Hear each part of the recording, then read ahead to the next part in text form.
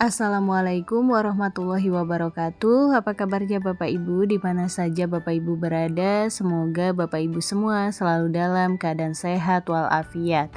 Nah, Bapak Ibu berjumpa kembali pada channel YouTube Desti Hidayat, dan di video kali ini untuk informasi yang akan saya sampaikan bersumber dari laman jpnn.com dengan judul Menteri dan 3 pejabat bicara seleksi P3K 2024 tahap 2.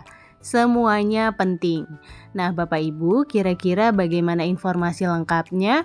Bapak Ibu dapat mengetahuinya dengan menyimak video ini hingga selesai. Namun Bapak Ibu, sebelum kita ke informasi lengkapnya, ada baiknya Bapak Ibu terlebih dahulu klik tombol subscribe dan juga nyalakan tombol loncengnya agar Bapak Ibu tidak ketinggalan info-info berikutnya. Dan nantinya jika dirasa informasi ini bermanfaat, Bapak Ibu dapat men-share agar tersampaikan kepada yang membutuhkan. Baik Bapak Ibu, mari kita ke informasi lengkapnya. Untuk diketahui Bapak Ibu, Menpan RB Rini Widiantini dan 3 pejabat terkait mengulas mengenai masalah pada seleksi P3K 2024 tahap 2. Mereka menyampaikan penjelasan saat rapat koordinasi percepatan penataan tenaga non-ASN melalui seleksi P3K tahap 2 secara daring pada Senin 30 Desember. Rakor digelar untuk memastikan seluruh stakeholder terkait memiliki pemahaman yang sama terkait upaya percepatan penataan tenaga non-ASN atau honorer.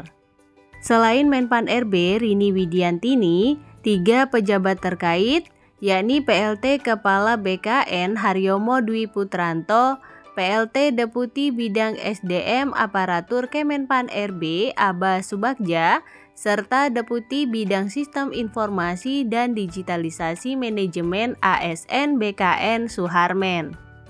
Rini ungkap tantangan seleksi P3K 2024. Nah, Bapak Ibu, pada rakor tersebut, Menpan RB Rini Widiantini mengungkapkan salah satu prioritas utama pemerintah saat ini adalah menyelesaikan masalah honorer database BKN. Bagi honorer yang tidak lulus seleksi P3K 2024 tahap 1, diberi kesempatan mengikuti seleksi P3K 2024 tahap 2. Pendaftaran ini untuk memberikan kesempatan seluas-luasnya bagi tenaga non-ASN, khususnya yang terdaftar dalam database BKN, agar dapat mengikuti seleksi baik pada periode pertama maupun kedua, ujar Menteri Rini dikutip dari situs resmi Kemenpan RB. Namun Bapak Ibu, dalam pelaksanaan seleksi P3K 2024, Rini mengakui pemerintah menghadapi tantangan.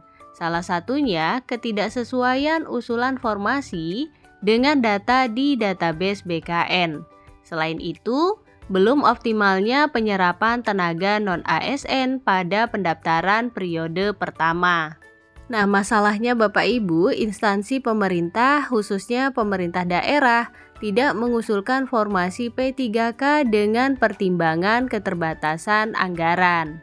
Untuk mendorong percepatan penyerapan honorer menjadi P3K, Kemenpan RB telah mengeluarkan keputusan Menteri Pan RB dengan nomor 634 tahun 2024 tentang kriteria pelamar pada seleksi P3K bagi tenaga non-ASN yang terdaftar dalam pangkalan data BKN tahun anggaran 2024.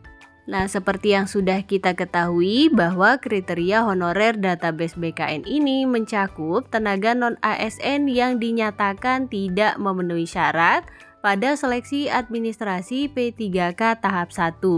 Kemudian tenaga non-ASN yang TMS pada seleksi administrasi pengadaan CPNS, serta tenaga non-ASN yang belum mendaftar pada pengadaan ASN.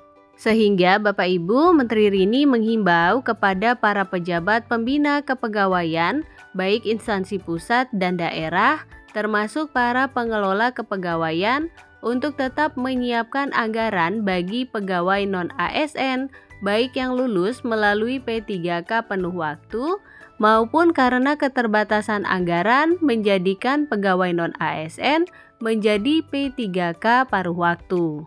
Para PPK agar mengoptimalkan pendaftaran dan mendorong pegawai non-ASN yang ada di lingkungan instansi masing-masing untuk mengikuti seleksi, serta memberikan bimbingan yang jelas mengenai tahapan dan mekanisme dari afirmasi kebijakan pemerintah, kata Menteri Rini.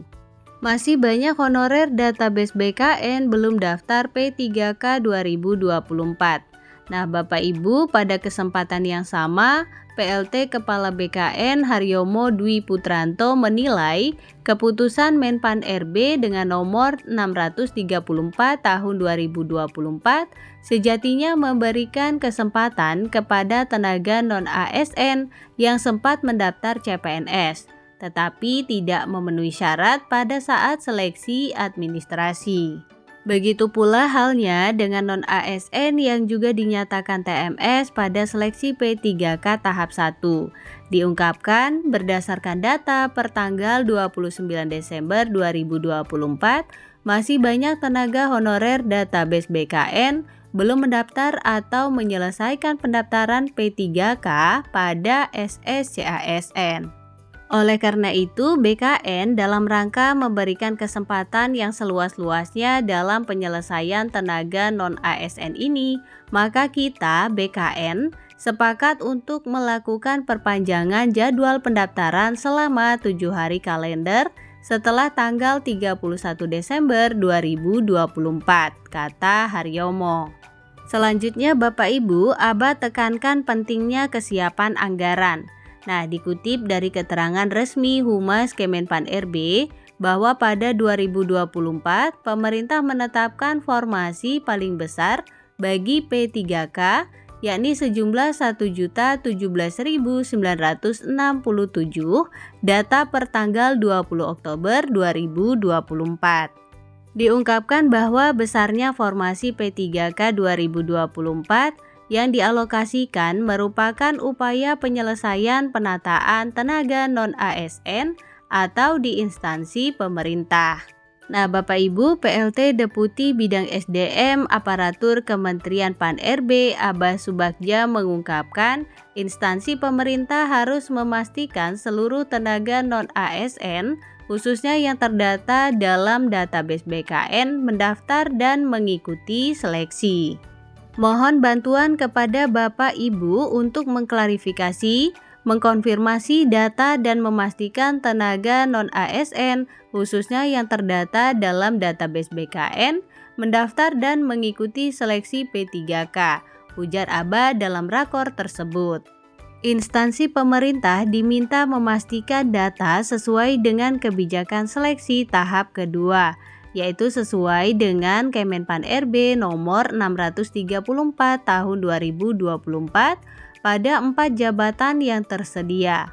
Pelamar P3K 2024 dapat melamar pada jabatan pengelola umum operasional, operator layanan operasional, pengelola layanan operasional, atau penata layanan operasional.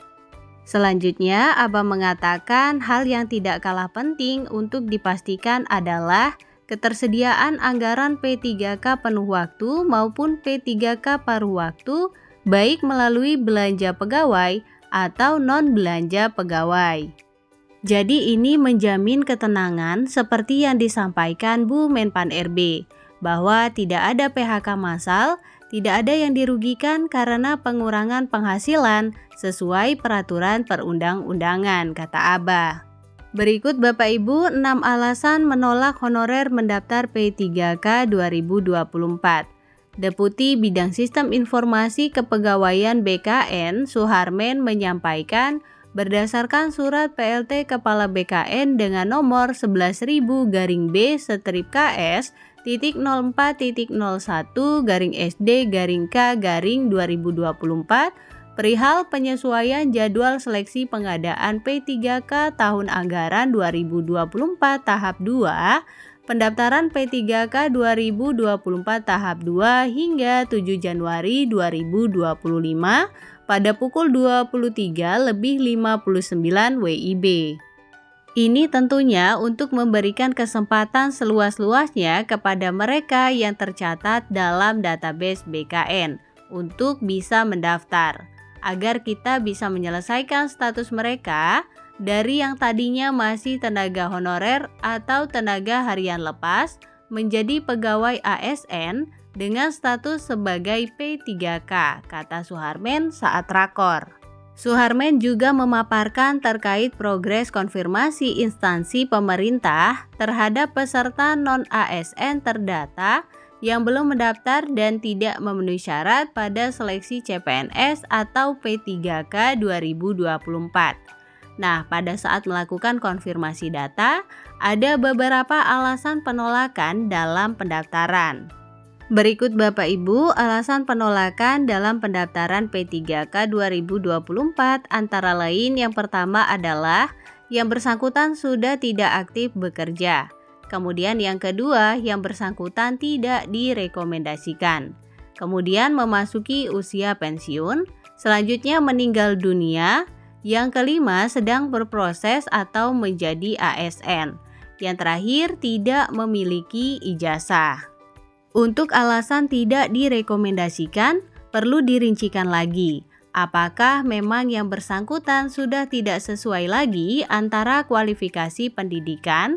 Kalau tidak sesuai dengan kualifikasi pendidikan, maka bisa masuk ke dalam 4 jabatan pelaksana sesuai Kepmenpan RB nomor 634 tahun 2024. Jelas Suharmen, dikutip dari keterangan resmi Humas Kemenpan RB. Demikian Bapak Ibu informasi yang dapat saya sampaikan. Semoga informasi ini mudah dipahami, bermanfaat, dan juga menambah wawasan. Jangan lupa Bapak Ibu berikan like pada video ini, klik tombol subscribe, dan juga nyalakan tombol loncengnya agar Bapak Ibu tidak ketinggalan info-info berikutnya. Terima kasih Bapak Ibu, salam sukses, salam sehat selalu. Assalamualaikum warahmatullahi wabarakatuh.